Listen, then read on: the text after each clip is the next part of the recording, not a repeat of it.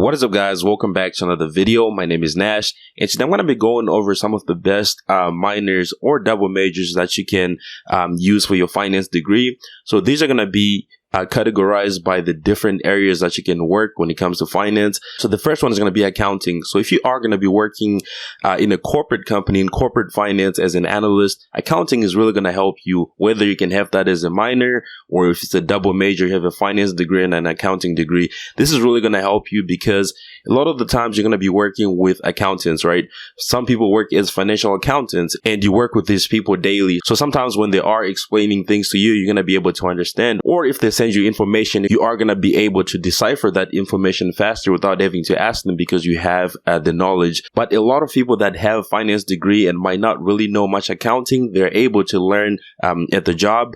So they might ask an accountant, hey, can you explain this? Or they might have some on-the-job training, which is really great. But imagine having to come in with a finance degree and you have another degree, which is accounting, or you might have a minor in accounting and you already have this knowledge. So you don't have to waste a lot of time having somebody explain this to you. All right. So when it comes to investment banking, so if you plan on going into investment banking, some of the best minors for that are going to be accounting or math. So once again, it's the same thing with accounting. You're going to be working with a lot of accountants. And when it comes to math, this is going to be really important in investment banking because it's going to help you really if you're building models, right? So a lot of these models that you're going to be building, it's a lot of math that goes behind that. It's a lot of logic that goes behind that. It's a lot of math formulas that go into these models, and also being able to analyze if someone sends you a model or data that a model gave out.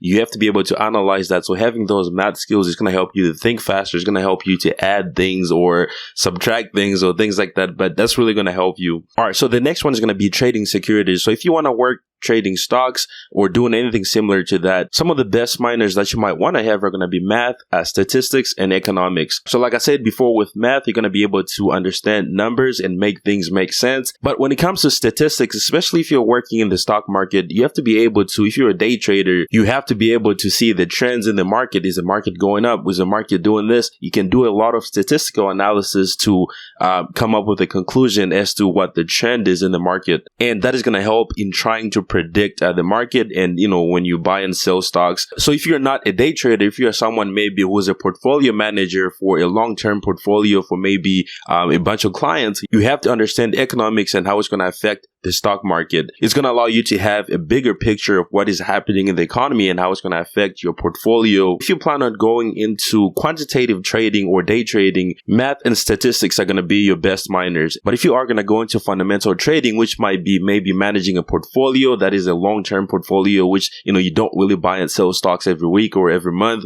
or every day, you might want to look into economics because that is really going to allow you to understand the bigger picture of how the economy is going to affect your portfolio that you're managing. All right, so now going into quantitative analysis and risk management or financial analysis, some of the best minors when it comes to this are going to be physics, computer science, statistics, and math. So if you are going to be doing quantitative analysis, you have to be able to love numbers and be able to enjoy doing a quantitative analysis, which is really complicated. So that's where physics comes into play because I know physics is going to give you that mindset, right? I remember in college, I tried taking a physics class for a semester, but I only took it for a week and I was out because I just couldn't handle it.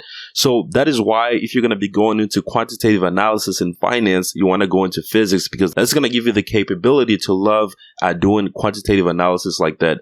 Now, computer science, obviously, you want to learn machine learning, right? So Python is one of the biggest languages that is being used in finance when it comes to quantitative finance or risk management or financial analysis. Python is being used because it's fast and it also reduces a lot of mistakes when it comes to things like risk management, right? Because you don't want to make a mistake when you're trying to manage the risk. So using Python works.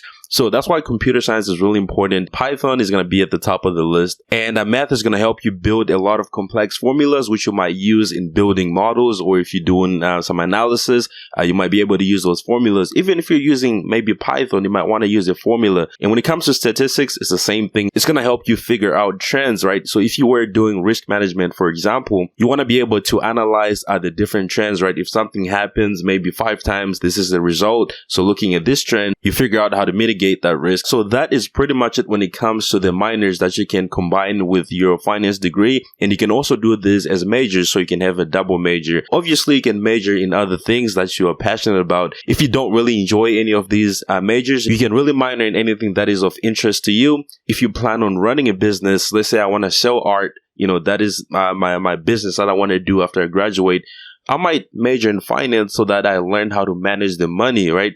Or some people will major in finance to understand personal finance. So there's a lot of difference as to why people major in finance, and those reasons are going to affect what minors you take if you plan on taking any minors. And that is pretty much it for this video. Thank you so much for watching. Make sure to go and hit the subscribe button below if you haven't already. And also go ahead and follow me on Instagram if you haven't already at GoatNash. And I'll see you on the next one. Peace.